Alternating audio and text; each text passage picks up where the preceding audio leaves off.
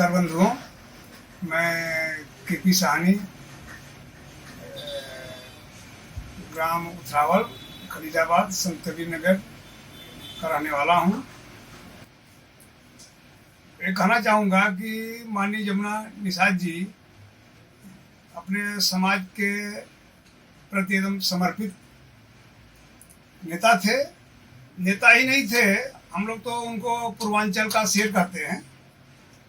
अपने समाज के वो पूर्वांचल के शेर थे और भविष्य में उत्तर प्रदेश के मुख्यमंत्री थे। उनके अंदर इतना जुनून था अपने समाज के विषय में, समाज को कैसे आगे बढ़ाया जाए, हमारा समाज कैसे आगे बढ़े, हमारे समाज के को राजनीति में कैसे प्रतिनिधित्व मिले। उनके खून के एक एक कतरे में, एक एक कण में निषाद समाज समाया हुआ था। सर्वप्रथम बंबई प्रवास पर जब वो आए थे, उनका जनसंपर्क अभियान चल रहा था, तो उस टाइम जो है हम भी सामाजिक कार्यकर्ता थे यहाँ के, उसी हिसाब से मुलाकात हुआ उनका। उनके साथ में माननीय राम कोमल निषाद जी थे। सर्वप्रथम उनका आगमन था, यहाँ जनसंपर्क अभियान के लिए आए थे। बाद में तो कई बार उन्होंने यहाँ पर बंबई में आया, लेकिन मैं ये कहना चाहूँगा कि उनके अंदर समाज के प्रति एकदम समर्पित भाव था और बहुत ही सादगी पसंद इंसान थे। जिसे उनके अंदर एक कोई भी ऐसा घमंड नहीं था कि मैं इतना बड़ा नेता हूँ, मैं मंत्री बन गया। यहाँ पर आते थे तो सबसे मिलते थे, जैसे यहाँ के मजदूर वर्ग हों या बड़े बड़े कंट्रैक्टर हों, सबसे एक ही भाव से मिलते थे। ऐसा नहीं कि मतलब कोई बड़ा है तो उससे अलग भाव से मिले, कोई छोटा उससे अलग भाव से, ऐसा उनके अंदर था ही नहीं है। मैंने देखा उनको कि बहुत ही मिलनसार आदमी थे। उनके जैसा आदमी तो अभी मैं बहुत नेताओं से मिला हूँ, लेकिन बहुत कम ही मिलते हैं कि जो उनके जैसा विचार रखते हों, पर्सनालिटी उनके जैसा रखते हों और समाज के प्रति उनके जैसा समर्पित हों। सबसे बड़ी खासियत यह था कि वो समाज के प्रति समर्पित थे। कहीं भी अपने समाज में अगर कुछ बुराइयां हैं, कहीं समाज के प्रति अत्याचार हो रहा है, तो उसके लिए उन्होंने जी जान से विरोध किया। शासन से, प्रशासन से, जो भी हो सकता था उन्होंने उसके लिए, मतलब इससे ऐसा देखने को मिला कि उनके अंदर अपने समाज के प्रति कितना जुनून है। वैसे ही नहीं, हम लोग को पूर्वांचल शेर कहते थे। उनके अंदर वो गुण था कि हम लोग जो है उनको पूर्वांचल का शेर कहते थे। तो बहुत ही मजे हुए, बहुत ही सुलझे हुए आदमी थे वो। उनका राजनीतिक कैरियर भी बहुत अच्छा था। कुछ दुर्भाग्य बस था कि उनका जब भी उनका राजनीतिक कैरियर चरम पर था, तो कुछ जातिवादी व्यवस्था जो है उसके हिसाब से उनको अवरुद्ध करने के लिए, क्योंकि वो भावी मुख्यमंत्री के रूप में देखे जा रहे थे, उनको रोकने के लिए, उनको फंसा करके उनका करियर को कम करने के लिए उनको फंसाया गया था, वो किया गया था। फिर भी उन्होंने ऐसा कभी हार नहीं माना। समाज के लिए हमेशा लड़ने को तैयार थे।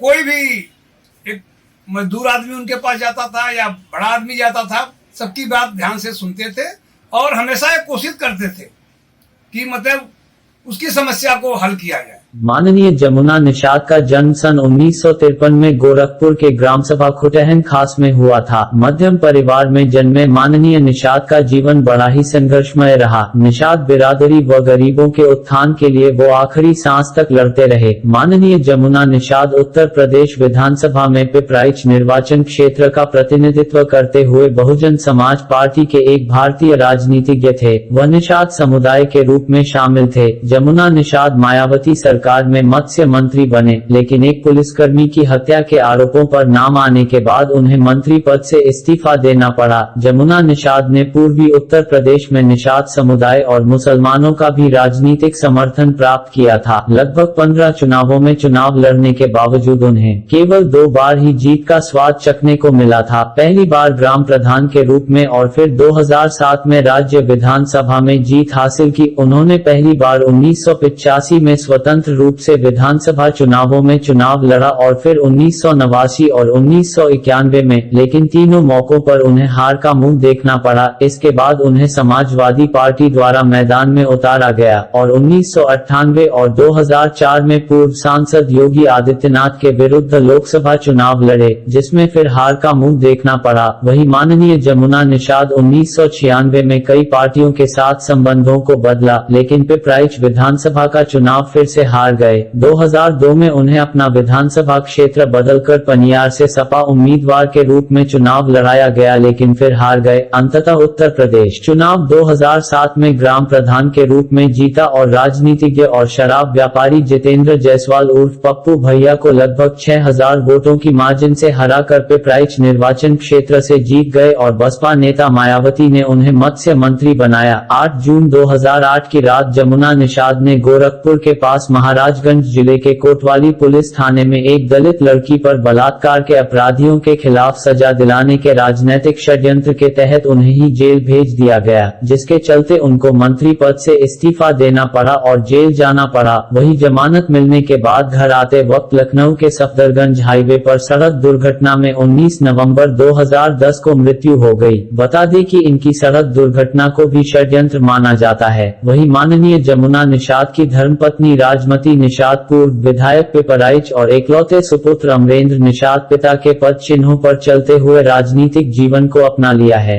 जमुना निषाद जी के बारे में यही बताना चाहूंगा।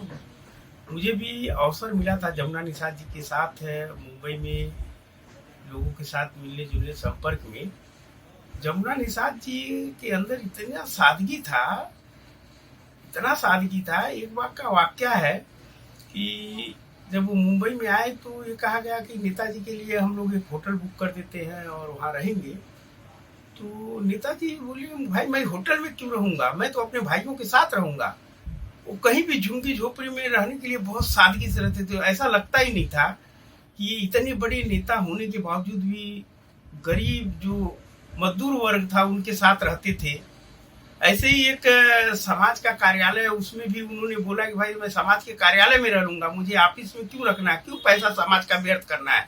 जो समाज सेवी है चंदा इकट्ठा करके यहाँ वहाँ कार्यक्रम करते हैं, मुझे नहीं लगता कि उनका पैसा अनर्गल जाना चाहिए। इसलिए उन्होंने होटल में रहने से मना कर दिया और वो एकदम सादगी के साथ एक नीचे हल्का सा गद्दा बिछा के चटाई बिछा के वहां बैठे और हम लोगों से संपर्क किए, तमाम सामाजिक बातें हुई।